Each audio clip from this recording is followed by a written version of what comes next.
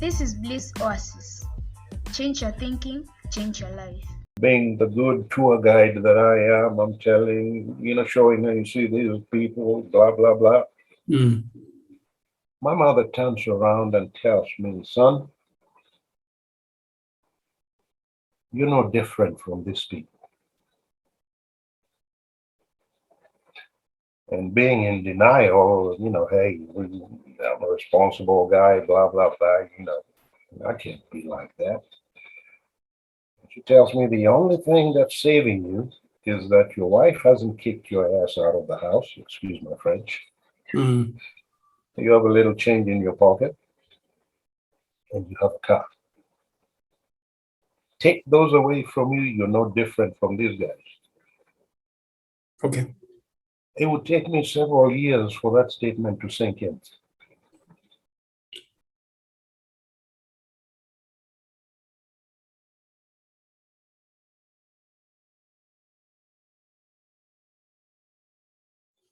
So welcome again, viewers, to BLISS OASIS Africa, where we go out there to get untold stories of everyday people. Can you imagine being away from your homeland, from your motherland country for 50 years?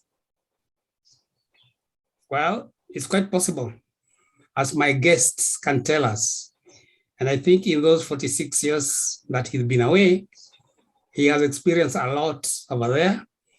I had a chance to speak with him just before the recording, and he has quite a story before he left, and even now. And if you've been following this channel, the last few episodes, we'll be talking about mental health. And our friend has had that challenge through abuse, drug abuse, but he's going to tell us about it. But that's not the reason, that's part of the reason I invited him today.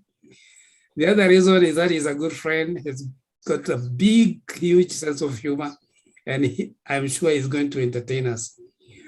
We are talking to Ron Okelo, all the way from Tennessee, or Nashville, Tennessee, as he had corrected me earlier on, because tukiwa Kenya, America yote ni moja. Saa ingine hatujui Texas ni wapi, hatujui kwingine ni wapi. So we have Ron Okelo in the house, and let me invite him by telling him, karibu sana, Ron. We want to hear your story, because your story will help many other people. So welcome to BLISS OASIS Africa. Thank you. Asante sana, Patrick. And it's an honor to be with you here today. You're my closest rub to fame. I have followed you over the years, and I am privileged to be here today. Just a minor correction. In the 46 years that I've been here, I've been back and forth to Kenya. So it hasn't been sikupotea. So it's not been one long stay there. You've been here, back to Yes, Kenya, back.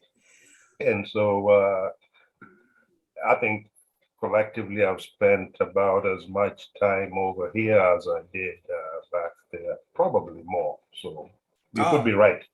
Yes, okay, sir. Okay, fine. You'll tell us about that. And thank you very much for accepting to come to BLISS OASIS. You say we've been friends for long. I was checking our Facebook chats. It's been almost 10 years. Sometimes you don't believe it. But we've just been online friends. I'm sure next time you come to Kenya, utakuja Udhiru, ukule Githeri. Sio mbali na sehemu ambaye nililelewa pia, Kangemi, so I'll take you up on that. Ulikulia Kangemi ambapo uliniambia ulikula nyama ya paka, utatuambia baadaye. So tell us, Ron,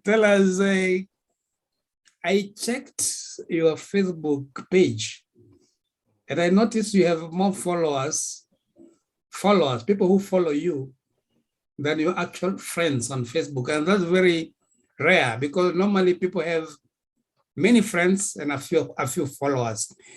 You have almost 2,000 followers. Before you tell us about your history, what's the trick? I am not exactly sure how the Facebook algorithm works. In fact, I've never done what you just said you did. I'm a journalist. So I know I have a large number of friends, and the following could be as a result of some of what I put out there on social media and some of my story. I would attribute that large number to Nini. To be the result of that following. Okay. So tell us a bit about yourself. Tell us a bit about your life. I know you when you left Kenya 1976 to go abroad. Up to that time, tell us about your background up to that time, up to 1976, when you went to the US. Okay. I think one of the reasons we are probably friends is because I noticed at one time you had indicated you were spending time in the Nanyuki area.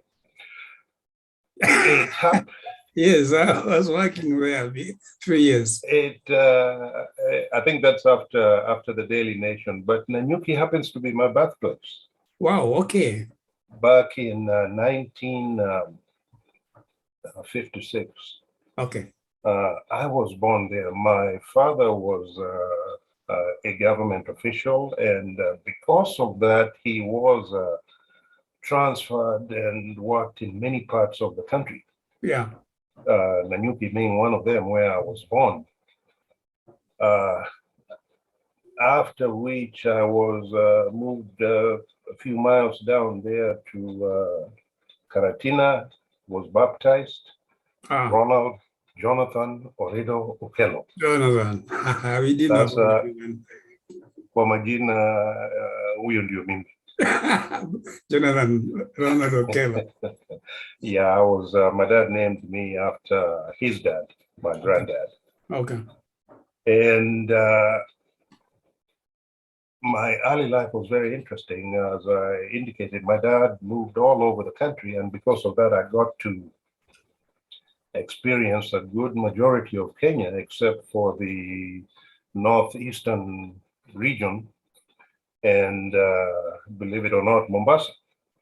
And that's why are people always rushing to? You've never been there. Until today, I've never been to Mombasa, and that's another one I'll take you up on when I arrive there. Yes. So it was an interesting childhood. I am the fourth born of 7 children. I am the first son, and so because of that, technically, I'm the man. So being a first son, as you know, the African lifestyle also comes with a tremendous amount of load. But as a young man watching my dad, who was my idol, and a lot of his friends those days, the lifestyles they led, being high-rolling government officials, well-dressed, drunk all kinds of stuff and cigarettes and all that. I thought that was a fantastic lifestyle. And especially being carried out by my idol, my dad. And so it's something I started working on at a very, very early age, this image thing. To meet or beat him, so to speak. So by default, I put pressure on myself. In terms of schooling, majority of my schooling, primary school was Kisumu, Lake Primary School, up until Nilienda, where I built some very, very good relationships, a good chunk of which are the majority of my friends you see there today.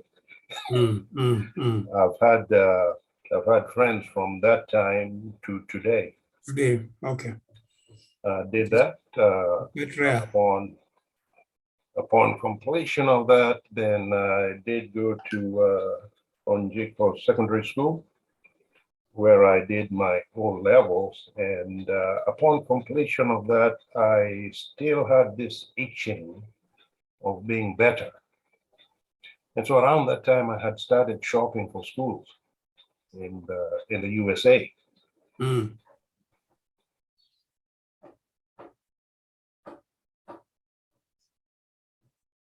Got admitted to Tuskegee. I got admitted to NYU and also Northwood Institute in Texas. Mm. And because of the requirements in terms of dollars and cents, I ended up in Texas. It had a lower commitment fee required up front before arrival. Where, Texas, you said?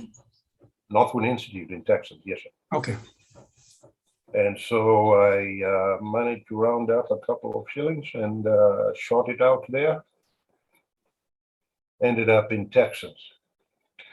But as a young man, I started, my dad being a labor officer would put us to work every school closure. Okay. And it may have been a good thing, I don't know. I started getting a taste of money. Earning it. Majority of which time I spent at the new Kisumu Hotel at the time. This was while you're in high school? Right. In between school closures, school breaks, we would go to work. And mine was at Kisumu Hotel. The girls ended up at Gilani Bakery and a few other different places. Kisumu Hotel was a good experience. Okay. Also. And one of the things I started doing, I figured out that the hotel ordered its stock at a certain time of the week. And so I figured out how to order my stock also within theirs. This is and so this is while you were in Kisumu. Kisumu Hotel. So I would include my orders with the hotel orders. And so in the evening when we sat down drinking, you'd get tubs and I wouldn't. And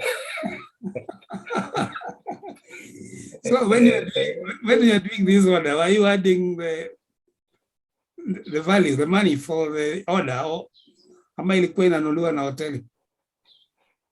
Tulikuwa tunalipa. I had a couple of friends that we did that with. We pooled our monies and then later on we would sit around and drink. And you know, the Kenya drinking style, let around. So when we do let around, you don't see a bill coming to us. But if you did yours, you had that. And people didn't understand that that creativity is there until much, much later on after I'd left is when I talked about it. But those were some of the genesis of tasting alcohol, enjoying it, and then eventually elevating it to whatever level. So in September 28th, 1976, I arrived in New York. At the time, New York, Florida, and San Francisco, I believe, were the only entry points to the United States. I did not know anybody. Most people at the time in the United States either had a cousin, a brother, or somebody that, a friend that brought you over. In my case, I didn't know anybody. I just wanted to get out, chase this dream of mine, and ended up with a one-way ticket, no return. Got to New York, and then from New York, somehow I figured out how to connect the flight to Dallas. Okay. Now, before you go there, Yes, you are just straight from high school? And you have decided you want to go to the US. Had you discussed with your parents and they agreed? And did you have to raise your own ticket, or how was it? That was an interesting chapter there. When I made up my mind I was going, it wasn't well received. My dad was an old school Kaburu mentality. Civil servant. And so his belief was, you went to Alliance, Mangu, Oxford, Cambridge, or places. And so when I pronounced to him that I would be going to Texas, it's something he didn't believe somebody should do. Okay. Who goes to those kind of places? Yes, and in fact, if any case, maybe the government should send you, but not you go by yourself. And so he wasn't. It wasn't very well received by him because of his line of thinking. Yes. It either had to be Cambridge, Oxford, or one of those known places. But you're doing a completely different program from what you should be doing. What's happened to you? That type of question. Okay. But I was persistent. I pursued it, and so I had to get creative on how I was going to get out. At the time, and I don't know what you were doing, or if you recall, there came a band in Kenya, Baba Gaston. Yes, I remember. And from Baba Gaston, Mangelipa was produced. Izo. And so I rounded up Mangelepa, and in Kisumu, one of the halls, I did a fundraising for your situation. Exactly. They played, friends, family members, and all sold tickets, and it was a sellout. Yeah. Raised enough money, or what I thought was enough money. So how did you get to Mangelepa? Were you already you already knew them, or how did you connect? You're just from high school, so how do you know Mangelepa and how to get them? Well, remember I told you every school closure I worked, and at Kisumu Hotel I got to meet all kinds of different people. All right. And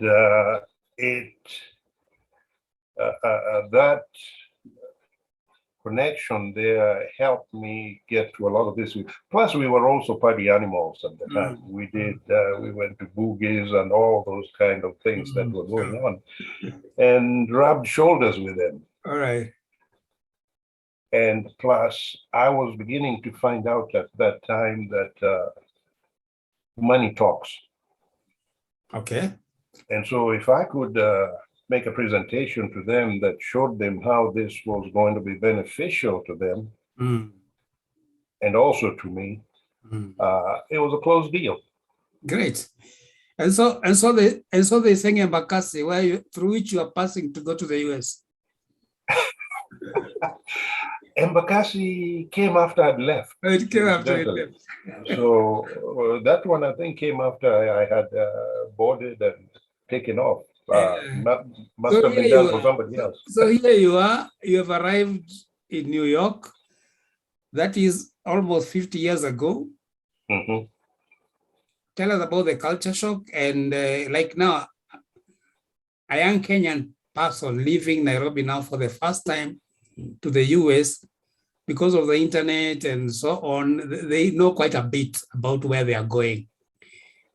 How was it like 46 years ago for you as a young man from high school, going there with a determination to go and study the hotel industry? Initially, that was my intent, to be a hotelier. But when I arrived, this was September, remember, and one of the things I hadn't familiarized myself with was the weather. And so I had on a jacket, jeans, you know, which was presentable, but not weather friendly. And so I wasn't properly attired for the weather. Now, September is not exactly winter time, but it is colder than where I came from in New York. Yeah. So that was my first shock. But I managed to maneuver my way. I asked and got the guidance I needed to ship me all the way to Dallas Fort Worth International Airport. Mm. When I got there, luckily enough, the school had made an arrangement for me to be picked up. Somebody came up with my name on a card, so boarded the bus straight to school. That was an interesting experience. The school is located in Cedar Hill, Texas, the highest point of Texas. Okay. It's a mountainous area, very beautifully designed inside the mountain. Mm. And because of that, in their effort to also maintain natural beauty, it also housed a lot of rattlesnakes. Wow. And snakes and me never did get along well. Who gets along with snakes? And so you wake up in the morning, you open the front door, you're walking to attend classes, and one would meet you there. You know, such like things. And but those were the minor trials and tribulation. My biggest problem was the weather. The weather. Knowing how warm Kisumu is all year round, or used to be, and then coming to Texas, which is not exactly too cold, but very cold for someone like me. That was my biggest shock. Okay. But other than that, I adjusted fairly well. Did what I did. I was on a mission, and that worked very well for me. Okay. So you went there to study hotel industry? Hotel and restaurant management. Yes. And after some time, you decided that's not what you really wanted to do, and you changed. Can you tell us about that? What happened? I mean, why? Why did you change? Why there was a feeling you need to change? That was only a 2-year program. And upon completing it, I felt like I needed to better myself, to do more. And so I transferred over to a 4-year college, Texas Wesleyan University today, to do a bachelor's program, which I thought would complement my hotel management desire. And did that, pursued it, graduated in 1982, at which point,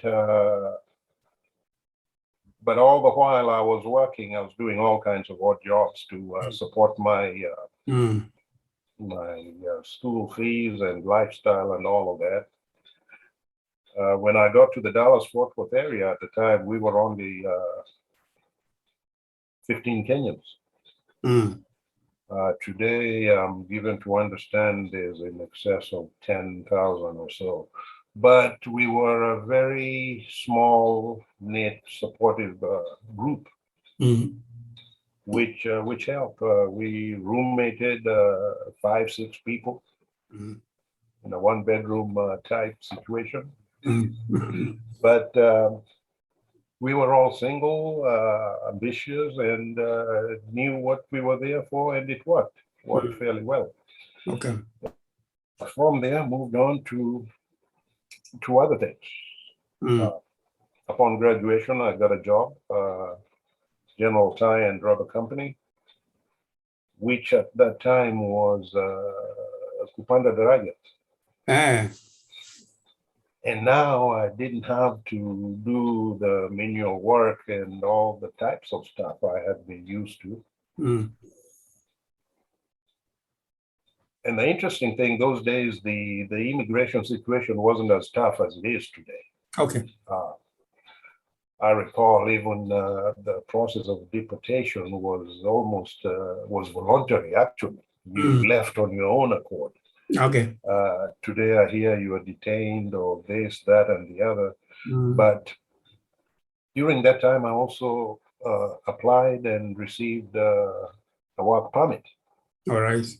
And with a work permit, now I moved from the waiter, the dishwasher, the lawn mowing guy to Mudos. So you said you this job you went to was what do you call it? This job you went to work at? The company's name was General Tire and Rubber Company, competitors of people like Goodyear, Firestone, and the like. All right. So you went there to be Mdosi. What exactly were you? I was working in the warehouse. I was an inventory controller. Okay. Translation, I counted the tires. Oh. The different sizes of tires, because tires come in all kinds of sizes and in relationship to the rims of the cars out there and that type of mambo jumbo. Okay. And so it was a step up from being in the kitchen, dishes or whatever. Worked very well. This is now the mid 80s. Or rather the early 80s. Okay. And then comes around the time Ronald Reagan becomes a president. All right. Of this country. The cowboy. He's been referred to as such. He was a movie star anyway. He does what, 81 to 89, I believe. And during that time, something very interesting happened in this country. The pursuit of real estate investment became very popular. Very, very popular, to where I also figured I'd join the race. The American dream. Oh, yeah. So what it seemed like is you had to be a real estate investor, do a Beamer, Mercedes, and do drugs, and you had arrived. That seemed to be the motto. Okay. And I figured, heck, why not? Yeah. You know, everybody else puts on their pants one leg at a time, just like me. Yes. And so I got into it. So you stopped counting tires and went to get your own vehicles and real estate? I transitioned into that. Okay. And when I got into it, with this weakness of mine, I don't know how to do stuff haphazard. When I jump into it fully. Go fully, yes. Maybe a good or a bad thing, I don't know. But, it depends what you're doing, I think. Well, mine is just about in everything. All right. So you went into real estate. Get into it. I start investing in real estate. I gather a sizable portfolio. And in the meantime, drinking and doing everything else except drugs, which is what I didn't do. By the way, earlier on, you introduced, I never did drugs. Okay. Not that alcohol is any better, but alcohol was my devil. But doing alcohol or taking alcohol, you already started while you're in maybe high school, or are those clubs where Mangalepa was playing and you're doing some work?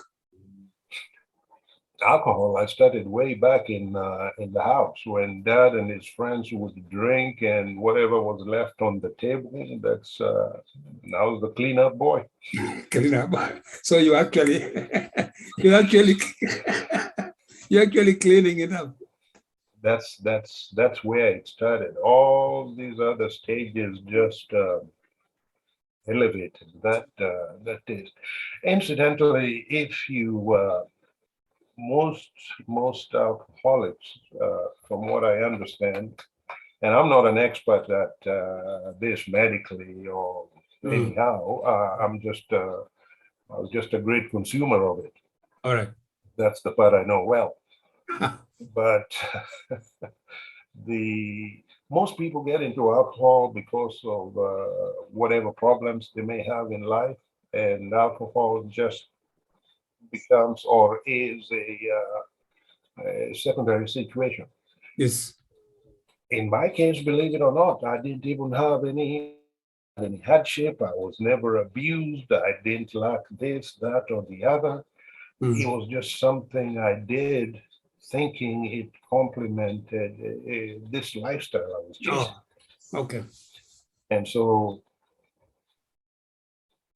over time, it just it became a habit and a destructive one. Mm.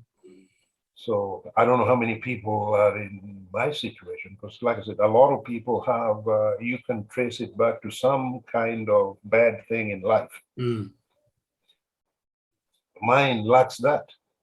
How Mm. you explain it, You're just, I don't know. you're just taking it for entertainment.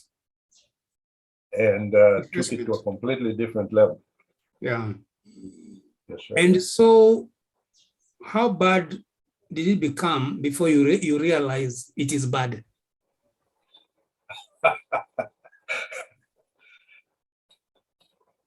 Well, without going too far back, it cost me 2 marriages. Wow. Okay. Well, And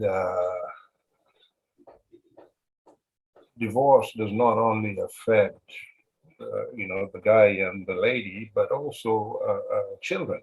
sure. My first divorce cost me all the real estate I was accumulating. And at the time I had my firstborn, my son. It affected him in a way that I could see, but yet I was too drunk to do anything about it. Thank goodness he's turned into a responsible, tax-paying gentleman, citizen of this society. And then from that, I got into another one. Didn't last long, again, because of that form of behavior. And that was also costly in terms of dollars and cents. And then I get on my third round. And this time around, I think I was lucky. What happens is, and let me just kind of give you one little story so you can see how terrible this thing was. Mm. My late mother used to come over from time to time. About every 2-3 years, she'd come to visit. On one of her visits, I am driving her around with her grandchildren in the car, different parts of the city. And we go into this low, so-called ghetto area. We go on out there, and there are people wobbling on the street with their bottles in the hand and all of that. And being the good tour guide that I am, I'm telling, showing her, you see these people, blah, blah, blah. Mm. My mother turns around and tells me, son, you're no different from these people. And being in denial, hey, I'm a responsible guy, blah, blah, blah, I can't be like that. She tells me the only thing that's saving you is that your wife hasn't kicked your ass out of the house, excuse my French. Mm. You have a little change in your pocket, and you have a car. Take those away from you, you're no different from these guys. Okay. It would take me several years for that statement to sink in. Now that's real talk. That's serious. Mm. Can you imagine that? For your mom to tell you that? Yes. And That's, go ahead. yeah, and you say it took you several years for it to sink? It took several years, actually, way after she had died, for that statement to ring in my head and make sense. All right. But what would happen is I would move to Nashville. The company I was working with at the time, I transitioned from the tire business to the real estate business, and now I was in the mortgage business. And my job was to run around this country, hire. And so after transitioning from the tire company to the real estate, then now I'm in the mortgage business. And the company would move me to Nashville, Tennessee. My job was to run around the country, hire a manager, and then help train him, and then help him hire loan officers. Yeah. Get the office running, and then move on to the next city, and on and on and on. Okay. And so in 2001, during the financial crisis we had at the time, the company made a decision to shut down all brick and mortar offices and move everybody to St. Petersburg, Florida, which was the head office. And I wasn't ready to do that. One of the driving forces in my decision-making process is the comfortability I've gotten around with my people, my drinking, my whatever. That's how powerful the thing is. It can even help shape your decisions. So I decided to stay. And when I stayed, I got my licensing and started my own business, which is something I've been doing until today. Okay. So in the process of doing my mortgage business as a mortgage banker, again, like I told you earlier on, I don't know how to do stuff haphazardly. I was new in town, and in a short span of time, I was known in this town. One, because of the quality of work I did. Okay. And I was good at it. Like I said, I don't do it. You did wholeheartedly. I was so good at it. People would seek and search me, even knowing I was drunk while performing. And I got to thinking, if I can beat these sober guys with one hand tied behind my back, I got to be good. Why should I stop? And that just helped the situation get worse. I was untouchable, or so I thought. And went on, and in the process of drinking, you have to go to the office, you drive. There are times when I would drive from the office back home and not recalling anything in between. Blackout. I'd wake up in the morning, go downstairs, check the car, the walls, and, make sure I didn't hit anything. I did, I could have killed myself or somebody out there. Yeah. But I'd tell myself, it's going to get better. I'm Superman. And it would go on, years would go by. And in the meantime, it was taking a toll domestically. The kids are suffering. My wife is contemplating plan B or what to do. She's got children to protect. And in my case, I think I'm good. I'm doing whatever I can out there. People are looking for me, even though I may be drunk. Heck, I'm good. Yet I'm doing that much damage back at home and not knowing. And so 2016, I would lose my daughter in a road accident. It was a one-car accident. You lose your daughter? Yes, sir. Mm. As a matter of fact, this coming month would be 6th anniversary. Sorry? 6th?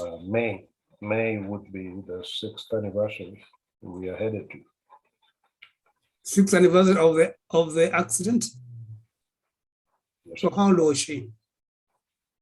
At the time, she was 22. Just graduated from college. Mm. And that happened. Okay. Sorry. May 22nd, she passes away. On the 28th, we bury. And then the Monday following is Labor Day in this country. So at that time, I think it was a Sunday, my wife brings a big bottle of vodka, which was my poison, sets it on the table. And I'm thinking, wow, is this really a time to celebrate? But then the guy on my shoulder tells me, go ahead. Consume the whole thing. The next time I wake up, I'm in a rehab, which was probably a trick. So I get in there. The instructions are not to receive any phone calls, guests, what have you. Anything needed, go through me. Sasa nikaamuka wondering, where am I? Later on, I'd find out what had happened. And so I said, okay, I'll do it for her. And you're good at doing things when you decide. I'll just do it for her. Get it over. All right. And so I'm in here, and after about the first week, now this is 1 week sober, I'm beginning to notice this high dollar institution, 99% are young kids, the age of my children. Mm. Addicts who have been brought there by their grandparents, parents, or what have you. Mm. And that was the first shock I got. What if mine was here? Remember, I've already lost one. I stand to lose the rest of them, maybe not physically, respectfully.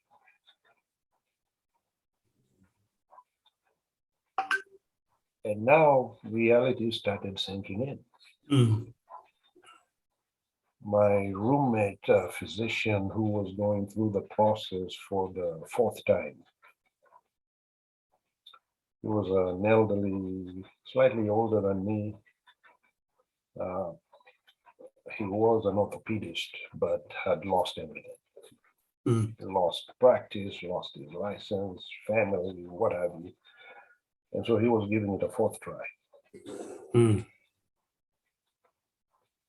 And we would take evening walks and share battle stories. And I got to listen to somebody else's suffering, and then I'd mirror mine back and what the children are going through. And slowly by slowly, it started sinking in. After all, this thing isn't what I perceive it to be, let alone the toll it takes on your health. Mm. So I started, exactly how it started, I don't know, but I found myself counseling the young men. Hey, Johnny, come on, you got a whole life ahead of you, man. You out this thing out. There are better things out there than this. And blah, blah, blah. And I'm thinking, Were they not saying like, look who's talking? in fact, what happened is because the adults were so few, Mm. they would come to us to chit chat. Mm. Okay. So, because everybody knew what everybody was there for. Oh, It's yeah. just that it was interesting, and because when I'd lie down in my bed, I'd think about what I was talking about out there. Man, I'm talking to me. Mm. Mm. And it went on. It was a 45-day program. Mm. 45 days. Now, 45 days You are there throughout. throughout.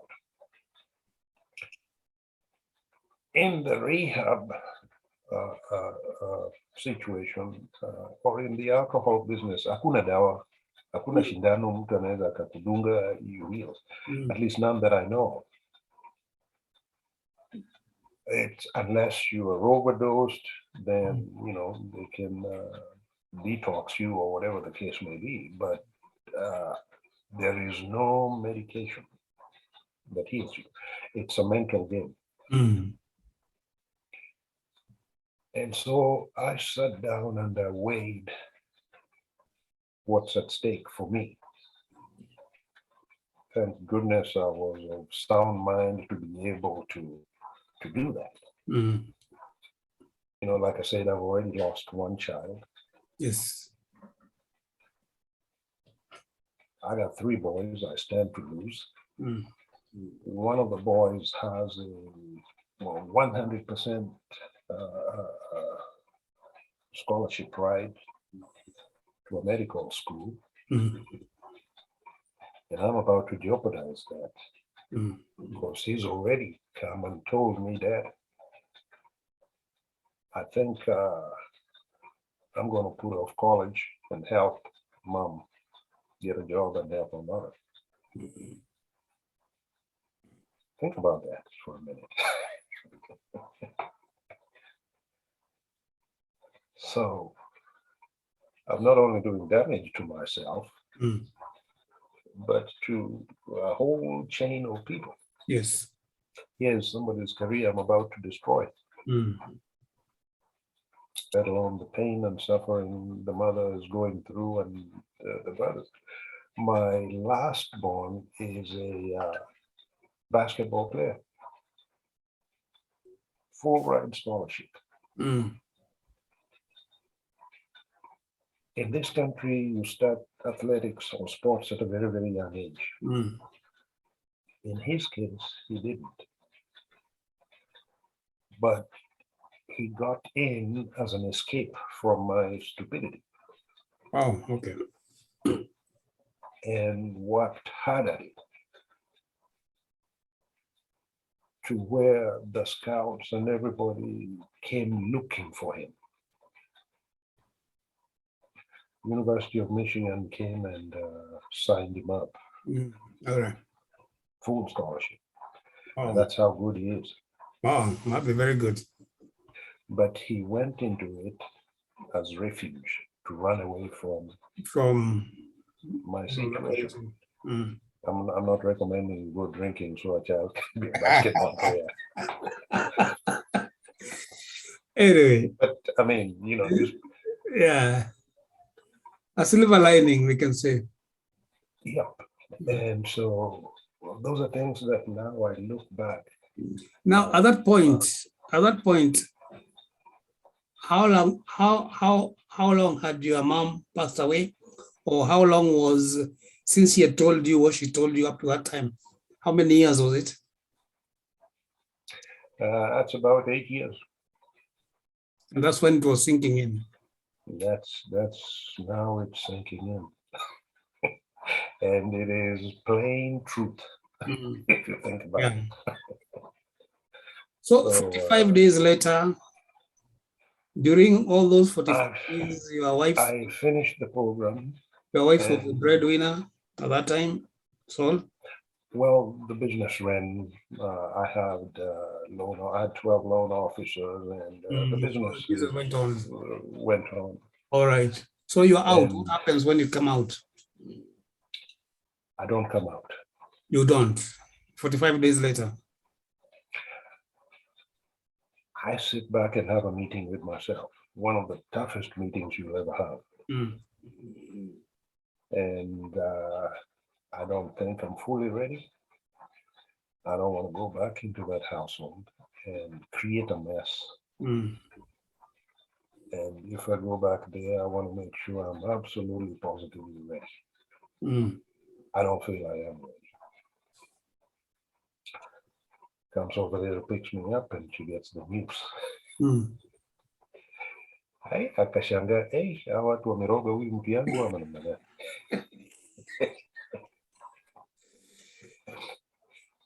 Now I'm going to engage a lawyer. Sijui nini. I said, no. It's me. I'm not ready. When I get ready, you'll know. Right now, I don't think I want to come back there to stabilize whatever's going on. I'm not ready. And so I sign up. Another time. And I stay in, and at that time, I start now to work on me, to understand me, to figure me out. I had figured out I couldn't help anybody out there if I wasn't able to help me. And so I worked on myself, and like I said, it was mostly mental. And, kwa bahati ya Mungu niko hapa leo. Okay. So were you writing journal? Were you just thinking? Were you reading? What was happening? I was sending out motivational snippets to these young people. John, don't worry, it will be better. I mean, it's stuff like that. And whenever you are doing that, you're actually doing it to yourself. And times, 20, 30, 40 of them. I didn't have a laptop or whatever, so each had to be handwritten every day. And I kept on, and also talking to myself, and that's the way it happened. I got out. I kept in touch, and I still do with a good number of them. Some have passed on, but those that are still around are still. But when you're coming out on the 90th day, what made you feel like you're now ready? What was different from 45 days earlier? The initial 45 was kind of what an infamy. Let me do it for her. But as I the second one was for you. Now I needed to do it for me and make sure I don't cause any damage when I get out. Okay. So how long ago was that? This is in 2016. July is when. 7 years ago. Yes, sir. And you are still recovering because in AA, they say you are always recovering, even if you have not taken a drop. It's an everyday battle. It's an everyday thing. As you know, the alcohol is a very interesting thing. If you look at in this country, and I'm sure at the lobby groups, the alcohol lobby groups are very, very powerful. Just as an example, if me and you were smokers, and I come out of the clinic, you come and pick me up, you certainly wouldn't offer me a cigarette here, man, puff, would you? But if me and you were both drunks, say you pick me up from jail or the same hospital, there's a very, very good likelihood that I'm able to smell me up at let's take one and celebrate for your coming out. Clearly. The way the society treats alcohol is very different from other ailments. It's true. It seems like it's an accepted nuisance, public health issue or whatever. And so that doesn't help much. And it affects, it's an equal opportunity destroyer, because it's in every home from Buckingham Palace mpaka hapa kwa Okelo chini. It's everywhere. It's true. There's no home that it doesn't touch anywhere worldwide. And I attribute that to the power of the alcohol groups. I once read somewhere vodka was the most popular product, only second to the Bible, worldwide. And I remember one time we were driving from Lusaka to the falls. That's about a 4-hour drive. And at the time, one of the most loneliest roads, just me and my buddy. Sasa tukasimama to go and help our sides by the bush side. I get out there and boom, on the floor, there's a vodka advertisement. Yes. So they've done a good marketing job. Yeah. So 7 years ago up to now,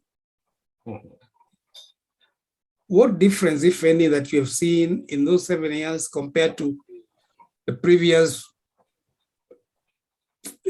half a century or quarter of a century before that? Well, I see things much, much, much more clear.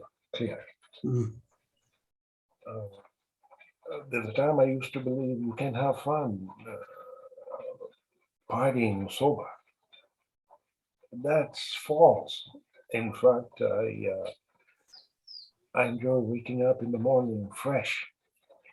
I'm not in any ache, pain, or what have you. Health-wise, it's good. You feel it. You feel your body. Last weekend, we went hiking with a couple of friends. Something I'm not sure I've been able to do, physical, in those days. Yes. And so, not only in terms of health, I can understand we can have a conversation, and I understand you very well, and hopefully you understand.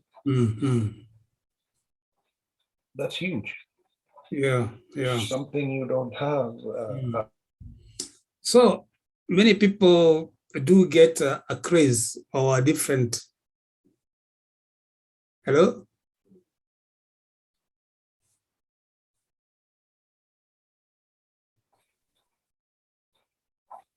So that's quite a story, but many people have been through rehab, like your friend, they relapse and go back. If they don't get something to replace the craze, like a hobby or something like that, what's your story like? How did you escape that? Like I said, it's a daily thing. I don't know if there is one system that works for somebody else. It's mental, number one. And if you look at, in my case, I look at what I have at stake. I have a business at stake. Yeah. I have a family at stake. Yes. Those are the things that drive my sobriety. Sure. Somebody else may have different things. Now, I don't know if I replaced alcoholism with clock collections. I don't know, but so far it hasn't harmed anybody. In fact, people like them when they come over and look at them. I have managed to. You talk about clock collection. I can see some clocks behind you. So you went into clock collection? Not to replace my habit, but somehow I don't even know how it happened. And so far I have managed to end up with 263 of the hanging clocks.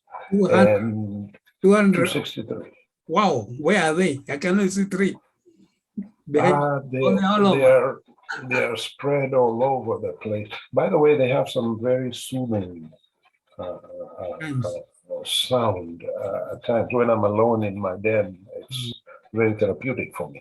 Wow, but some are in the garage, in the storage. 263 of those, about 61 of wristwatches, and so I don't know where it will end.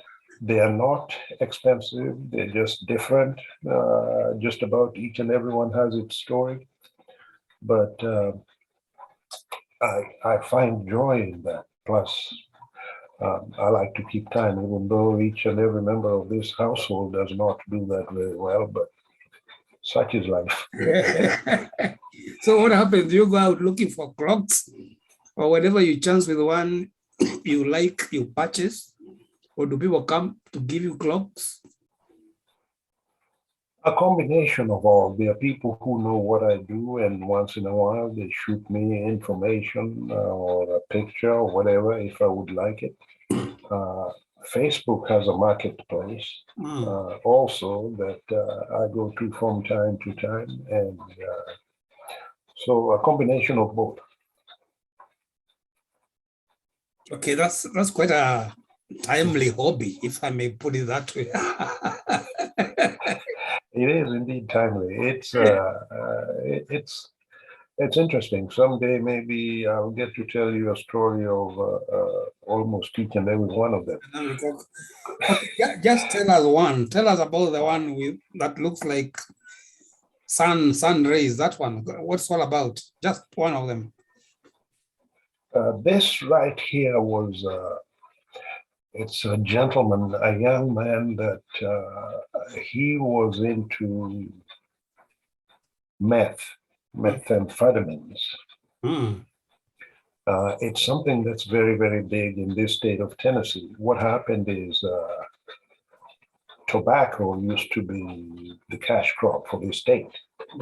And you remember years back when the tobacco industry lost a lawsuit. It also killed the tobacco farming. And because of that, most of the eastern side of the state, the industry is shut down. And believe it or not, the biggest industry is drugs. And it's a gentleman I met, I mentored, and he gave that to me. 6 weeks later, he'd pass on. Wow. Okay. And that's how I ended up with that guy. So each and every clock of each and every one of those clocks has a story behind it. In a way. A good 90% of them has a story. Oh, wow, that's interesting. You might have to write a book about that, or maybe I will write it for you. Sasawa too. Yeah. Yeah, you've been Okay. I think we are through it generally, but as we are chatting earlier on when we were preparing for this interview, you talk about Kangemi. You live there for some time and even tasted cat meat. Tell us about that. At the time, I believe I was in standard 5, 6-ish. Temporarily, what happened is I had broken my upper left hand. Mm. And at the time, the option was to amputate it, cut it off. Mm. And my mom didn't like that idea. Mm-hmm. And so one of my dad's friends, the late Dr. Manjari, at the time, an orthopedist, who also happened to consume quite a bit of alcohol with my dad, suggested the Nairobi Orthopedic Center. In the meantime, I had an aunt of mine that lived at the then Wellcome Research Laboratory, which was across, I think it's now Loresho.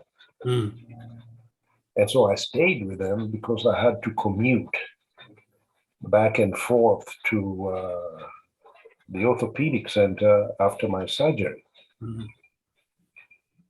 of which I did a short stint at Uthiru Primary School.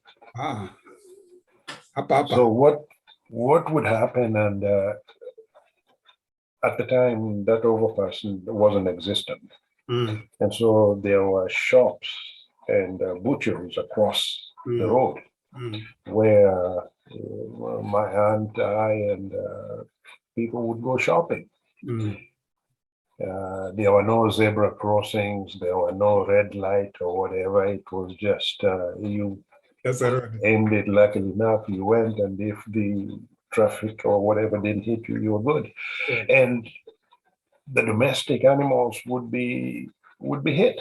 And so our butchery guy, Mzee Kinyanjui, would, this is something I had, and if you lived there, you probably believe it too.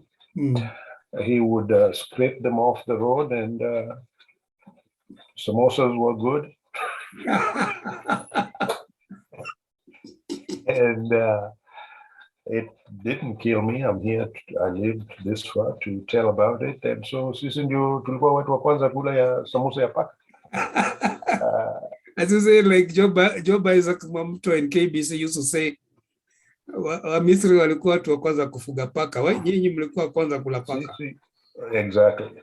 So we did, at least on the record. I don't know. I haven't had anybody else who's made that claim. Yes, it's true.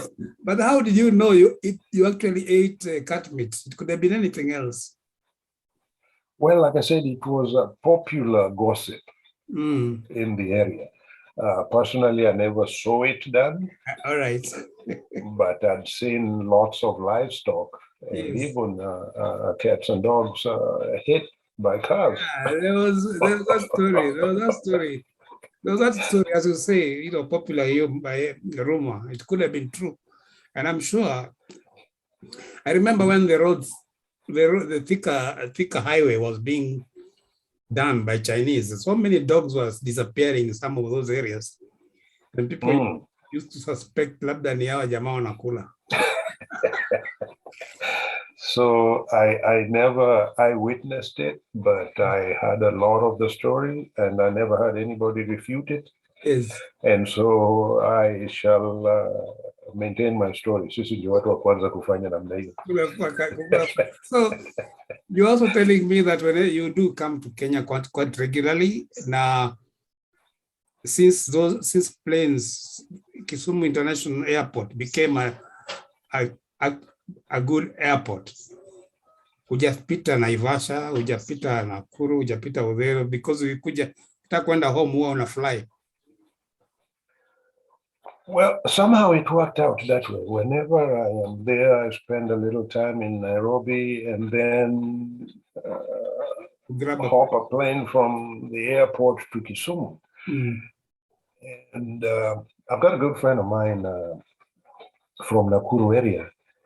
And we were talking, and it dawned on me, lately, 40 years plus, I have not done first to Thiru by road. So Uthiru up to Awasi. Mm. By road, I haven't seen since the advent of flights back and forth to Kisumu. Mm. And so that's on my bucket list. I do that this time around. Meanwhile, you can look at the Google map and see how the road looks like. I've seen a bit of those on videos on Google, but this time around I do it live. And Mombasa also, you have an uncle who got lost there. You never gone to Mombasa. Maybe it's time you went to Mombasa this time.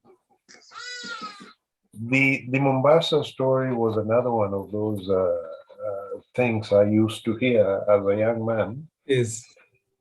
I used to hear so-and-so went to Mombasa and never came back. Oh, nani amepotea Mombasa. And so I just never developed a desire to go and get lost. True story, when I came out there to bury my dad, I was introduced to an uncle of mine by my mom. And she said, "This is Uncle so-and-so." And later on, she told me that she met that uncle when she was dating my dad, and never saw him again until now at the funeral, which further proved that what do uncle to me. So I never developed a desire to go there, but this time around I will. I have to do Mombasa, and I have to do. As I was just suggesting, you can take a direct flight to Mombasa, or you can come to Nairobi and take the SGR ya asubuhi, upige around huko upande Likoni Ferry urudi, upande ya jioni urudi. Bas. Na urudi haraka ndio usipotee Mombasa kama your uncle, unless you want to look for him. I may incorporate you on that trip, given your Mombasa background and experience. Yeah, why not? Why not? Yes, sir. Yeah. So, it's been almost an hour, I think slightly more than an hour. And I personally have learned a lot about Ron Okelo. Even your followers on Facebook will really understand you more. And once in a while you mention about that alcoholic challenge, they will understand more. And people who are having such challenges or relatives with such challenges will see how they are not alone. They can also come out of it. So as we wind up, I'd like to give you this opportunity to maybe say the last word and to people back home or your friends all over will be watching this program. Thank you, Peter. Peter, asante sana. One of the things I'd like to stress is when I put the things I put out there on social media, it's not a show off. If you notice, I put them with clothing, attires, or what have you. That's another part of my passion.